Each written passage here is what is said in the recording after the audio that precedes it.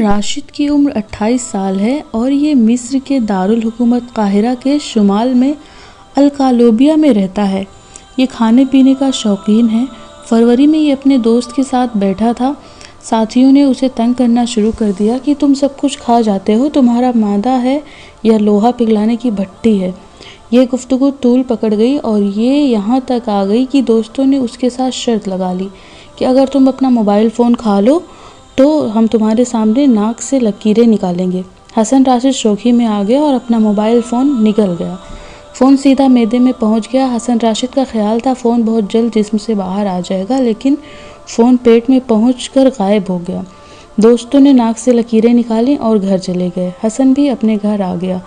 یہ چند دن فون کی واپسی کا انتظار کرتا رہا، مگر فون پیٹ نے ضبط کر لیا تھا۔ یہ چند دن بعد فون کو بھول کر اپنے کام کاج میں مصروف ہو گیا۔ حسن کے پیٹ میں 7 ماہ بعد ستمبر کے آخری ہفتے میں اچانک درد شروع ہو گیا۔ اس نے پین کلرز استعمال کی لیکن درد نہ رکا۔ یہ 23 ستمبر کو ہسپتال پہنچ گیا۔ ڈاکٹروں نے الٹرا ساؤنڈ کیا تو انہیں حسن کے معدے میں عجیب و غریب چیز دکھائی دی۔ ڈاکٹروں کو تشویش ہوئی اور انہوں نے فوراً آپریشن تھیٹر بھیج دیا۔ آپریشن ہوا اور وہ عجیب و غریب چیز نکالی گئی۔ پولیس بلائی گئی۔ پولیس کے سامنے اس چیز کے اوپر سے رطوبتیں ہٹائی گئیں اور نیچے سے موبائل فون نکل آیا۔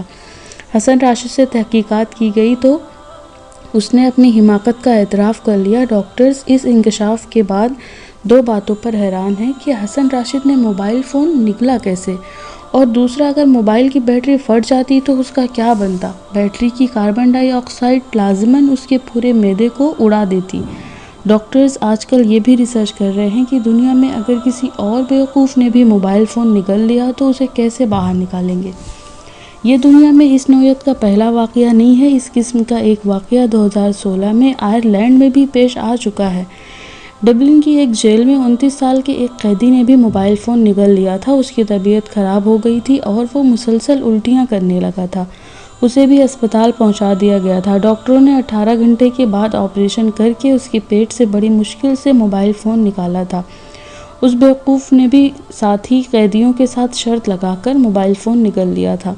شرط کی یہ حماقت صرف مصر یا آئرلینڈ تک محدود نہیں ہے، پاکستان میں بھی یہ علت شدت سے موجود ہے۔ آپ ملک کے کسی بھی طرف نکل جائیں، آپ کو حسن راشد جیسے ہزاروں بلکہ لاکھوں لوگ ملیں گے۔ میں نے بھی بچپن میں ایسے درجنوں لوگ دیکھے ہیں جنہوں نے شرط جیتنے کے چکر میں اپنی زندگی کو عذاب بنا لیا تھا۔ یہ تمام کردار مجھے آج بھی یاد ہیں۔ مثلاً ہمارے محلے میں ایک لڑکا رہتا تھا، اس نے لڑکوں کے ساتھ روح افزا کی پوری بوتل پینے کی شرط لگا لی اور ان کے سامنے پوری بوتل بھی پی لیا۔ تمام لڑکوں نے 1 روپیہ جمع کر کے اسے 10 روپے دے دیے، لیکن 2 گھنٹے بعد وہ بے ہوشی کے عالم میں ہسپتال میں تھا۔ اس کی شوگر 1000 پوائنٹس تک پہنچ چکی تھی۔ اس کی موت 100% تھی، لیکن خوش قسمتی سے سمجھدار ڈاکٹر بھی مل گیا اور لڑکوں نے بھی اس کے والدین کو اس کی واردات کے بارے میں بتا دیا تھا۔ ڈاکٹر نے اسے انسولین کی ہیوی ڈوز دے دی، اس سے اس کی جان بچ گئی، لیکن دل، گردے، دماغ اور جگر بری طرح متاثر ہوئے تھے اور 4 سال زندہ رہا، مگر خاندان نے یہ 4 سال ہسپتال میں گزارے۔ اس طرح گجرات کے ایک لڑکے نے آدھا پاؤ نمک کھانے کی شرط جیت لی اور وہ جیت گیا، اس کے لیے تالی بھی بج گئی، لیکن اس کا معدہ، بڑی آنت، گردے تینوں ختم ہو گئے۔ وہ بھی 6-7 سال زندہ رہا، مگر اس کا خاندان اس کی موت کی دعا کرتا رہا۔ لوگ اس کا حشر دیکھ کر کانوں کو ہاتھ لگاتے تھے۔ آپ نے چند ماہ قبل ساہیوال کے ایک شخص کی ویڈیو بھی دیکھی ہوگی۔ یہ شرط جیتنے کے لیے ٹرین کے پٹری پر لیٹ گیا تھا۔ اس کے اوپر سے ٹرین گزرتی رہی اور دوست ٹریک کے دونوں سائڈ پر کھڑے ہو کر تالیاں بجا رہے تھے اور اس کی ویڈیو بنا رہے تھے۔ وہ شخص خوش نصیب تھا اور بچ گیا۔ وہ اگر اپنے دوستوں کو دیکھنے کے لیے 1 انچ بھی اپنا سر اوپر اٹھاتا تو اس کی کھوپڑی اڑ جاتی۔ یہ اس کے والدین کی دعائیں تھیں جو بچ گیا، ورنہ شرط نے اسے قبرستان تک پہنچانے میں کوئی کسر نہیں چھوڑی تھی۔ میرے پاس چند برس قبل ایک صاحب تشریف لائے۔ ان کا جوان بیٹا بھی ان کے ساتھ تھا۔ بیٹے کے پورے جسم پر پھوڑے نکلے ہوئے تھے، وہ نفسیاتی طور پر بھی تباہ حال تھا۔ مجھے ان صاحب نے بتایا کہ ہمارے گھر کے نزدیک چمڑا رنگنے کی ایک فیکٹری ہے۔ بیٹے نے اپنے دوستوں کے ساتھ شرط لگائی اور اس کیمیکل سے بھرے تالاب میں ڈبکی لگا لی۔ یہ شرط تو جیت گیا، مگر اس کی ساری جلد تباہ ہو گئی۔ اب 3 برسوں سے علاج کرا رہا ہے۔ مجھے بچے اور اس کے والدین دونوں پر ترس آنے لگا تھا۔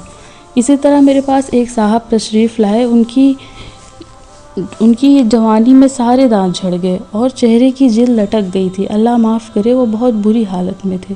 پتہ چلا انہوں نے دوستوں کے ساتھ چائے کی 30 کپ پینے کی شرط لگائی تھی اور آخر میں یہ شرط جیت گئے، لیکن شرط کا نتیجہ سامنے تھا۔ اسلام آباد میں 3 سال قبل میرے ایک جاننے والے کا بیٹا شرط جیتتے جیتتے زندگی کی بازی ہار گیا۔ یہ کالج سے دوستوں کے ساتھ واپس آ رہا تھا، راستے میں سیوریج کا بڑا پائپ تھا، پائپ کے نیچے گہری کھائی تھی۔ دوستوں نے اس کے ساتھ شرط لگائی کہ اگر تم پائپ پر چلتے چلتے دوسری طرف پہنچ جاؤ تو ہم تمہیں برگر کھلائیں گے، اور اس نے برگر کے چکر میں پائپ پر چلنا شروع کر دیا۔ یہ درمیان میں پہنچ کر پائپ سے سلپ ہوا اور سر کے بل نیچے گرا اور اسی وقت دم توڑ گیا۔ دوست ڈر کر بھاگ گئے، والدین نے بیٹے کی تلاش شروع کر دی۔ بچے کی لاش 2 دن بعد کھائی سے ملی، لاش جانوروں نے بری طرح سے بھنبوڑ دی تھی۔ تفتیش شروع ہوئی تو معاملہ کھل گیا۔ یہ والدین کا اکلوتا بیٹا تھا۔ آپ نے وہ واقعہ بھی سنا ہوگا جس میں نوجوان نے شرط جیتنے کے چکر میں سوشل میڈیا پر لائیو اپنی کھوپڑی پر پستول رکھی تھی اور چلا دی تھی، اور پھر وہ دوستوں کے سامنے تڑپ کر مر گیا۔ اور آسٹریلیا میں پچھلے سال ایک نوجوان نے سر کے بل کھڑے ہو کر بیئر پینے کی کوشش بھی کی تھی، بیئر سیدھی اس کے دماغ میں پہنچ گئی اور وہ 5 سیکنڈ میں گر کر مر گیا۔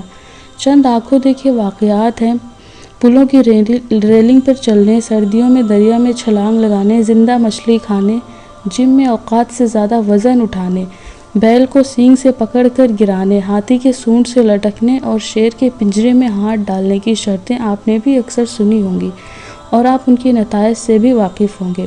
دنیا بھر میں ہر روز ایسے درجنوں واقعات ہوتے ہیں۔ یہ کیا ہے؟